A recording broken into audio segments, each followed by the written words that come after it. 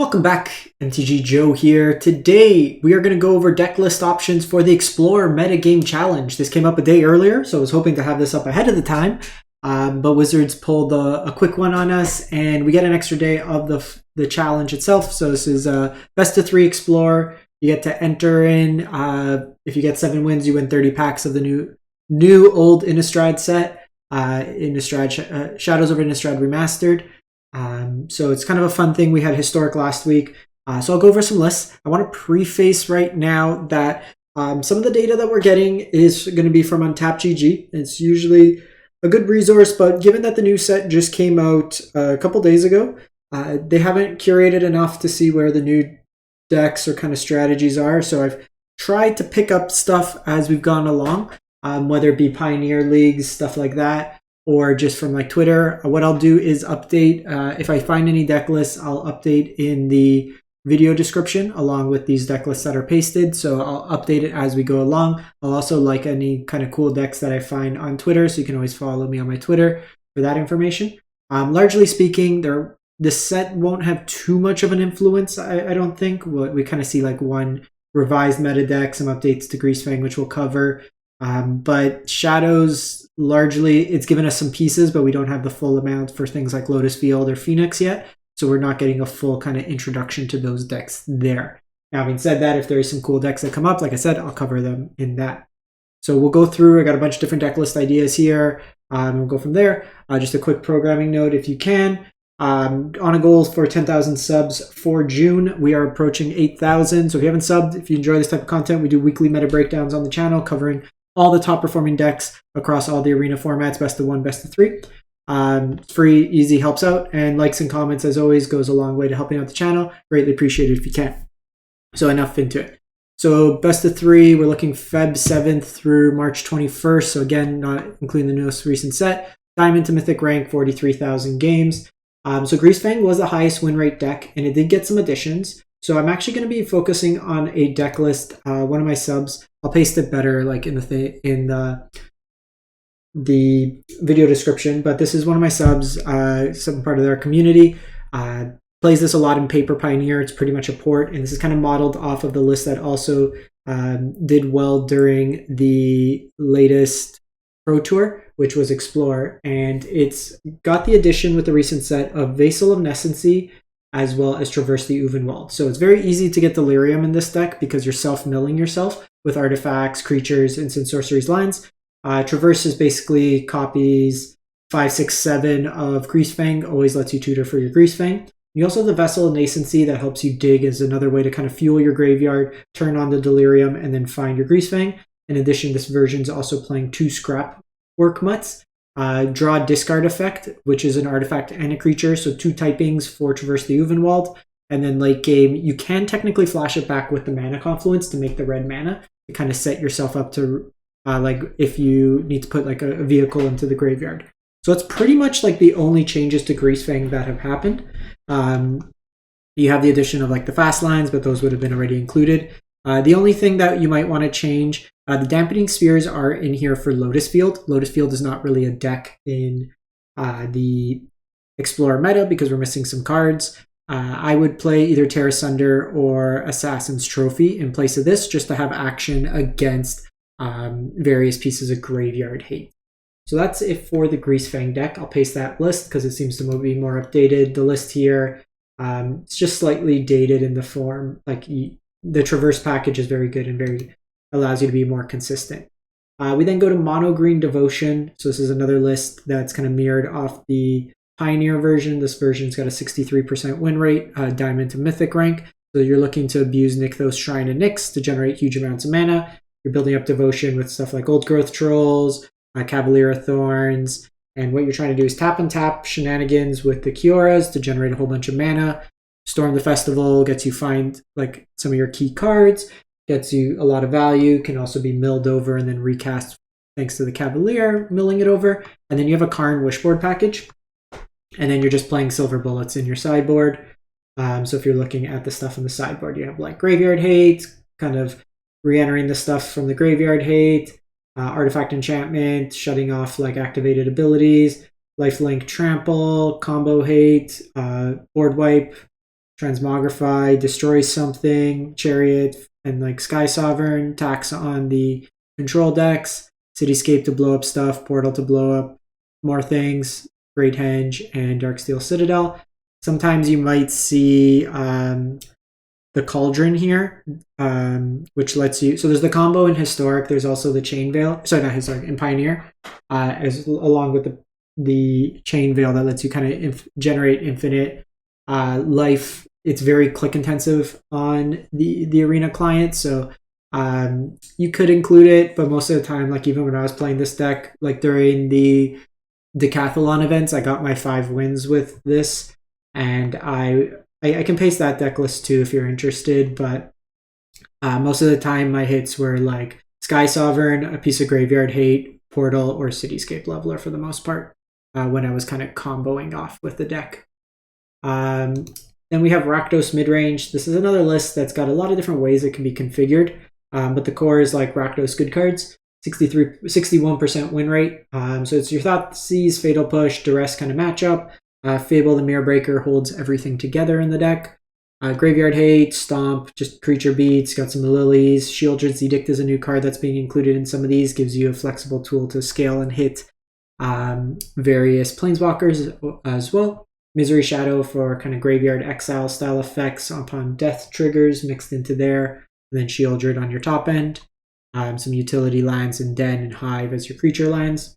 Sideboard, Duress for Hand Hate, Pithing Needles as mentioned, Rending Volley for 4 damage to white or blue creatures, Braid, just artifact or creature removal, Bankbuster for grind advantage, Kolaghan's Command for just lots of flexible 2-for-1 value, Lily for the grindy matchups. Extinction Event is very good against Mono Green Devotion since all their main threats are odd, and then Ritual Soot's very good against like the Angels matchups, Go Wide, stuff like that. And then a Sky Sovereign mixed into there as well. We then have Selesnya Angels. So this is a life gain kind of tribal deck, 59% win rate. And this version here is kind of all in on trying to get out Kyla's Reconstruction or Coco as early as possible. It's playing 6 accelerants in terms of the elves, so a lower density in terms of actual angels, but you're trying to get your key pieces out a little bit earlier. And then the big kind of core payoffs is like combinations of Bishop of Wings, Righteous Valkyrie, and the Resplendent Angels, just to make a really wide board of angels and just get boosts in like life gain. Also 4 Miria's Call is kind of the flood insurance late game land payoff kind of effect. Your sideboard, you have again Pithing Needle to turn off activated abilities. Portable Hole is removal that can also be hit off Kyla's Reconstruction. The Shaper's Sanctuary as a way to like targeted removal. I'm not loving the Dampening Spheres, and this might just be a port of something that was brought over from Pioneer. I do like some additional copies of like Shapers and Portable Hole in there. Spellbinder is a tax effect. Redain, good against mono green, tax effect. Skyclave Apparition is more removal that can be cocoed into, as well as a Johnny Strength of the Pride is the kind of the Mirror Breaker card in this particular deck. We then go to Mono White Humans. So this is from like the PT. It's an aggressively slanted human tribal deck. Kind of the additions to this deck is Skrelv is just another Mother of Runes style protection effect along with Dauntless Bodyguard. Your Thalia tax effects, Ossification as kind of catch-all removal for the deck now. Thalia's Lieutenant lets you put counters on all your humans, and then it gets bigger with subsequent humans being cast. And then your Adeline, Brutal Cathar top end. Lots of utility lands in this particular deck, whether it be a Gonjo, Castle Ardenvale, Mutavault kind of mixed in.